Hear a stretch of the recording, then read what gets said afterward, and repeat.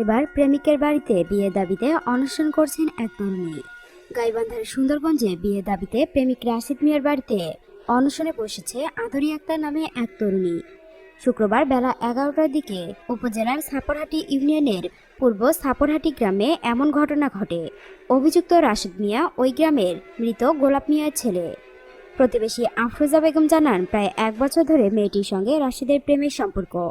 বিষয়টি গ্রামের প্রায় সবাই জানে। বর্তমানে তাদের সম্পর্কে ভাটা পড়ায় আদরি আজ শুক্রবার সকালে বিয়ের দাবিতে ওই বাড়িতে অনশনে বসেছে। অনশনরত আদরি বলেন, প্রতিবেশী রাশিদের সঙ্গে তার মোবাইল ফোনে পরিচয় হয়, পরে প্রেমের সম্পর্ক গড়ে ওঠে। মাঝে মধ্যেই দুজন দেখা করি। এক পর্যায়ে বিষয়টি শারীরিক সম্পর্কে গড়ায়।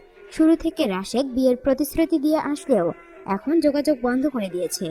তাই নিরুপায় হয়ে বিয়ের দাবি নিয়ে অনশনে বসতে বাধ্য হয়েছেন বলে জানান ওই তরুণী। এদিকে অভিযুক্ত রাশেদের ভাই আলমগীর জানান, রাশেদ বাড়িতে নেই, তাদের সম্পর্কের বিষয়ে তিনি কিছুই জানতেন না।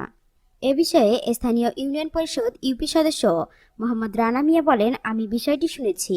ঘটনাস্থলে গিয়ে উভয় পক্ষের সঙ্গে কথা বলে একটা সিদ্ধান্ত নেওয়া হবে। দর্শক, এখনকার মতো এখানেই শেষ। পরবর্তী আপডেট নিউজ পেতে আমাদের সঙ্গেই থাকুন। ধন্যবাদ।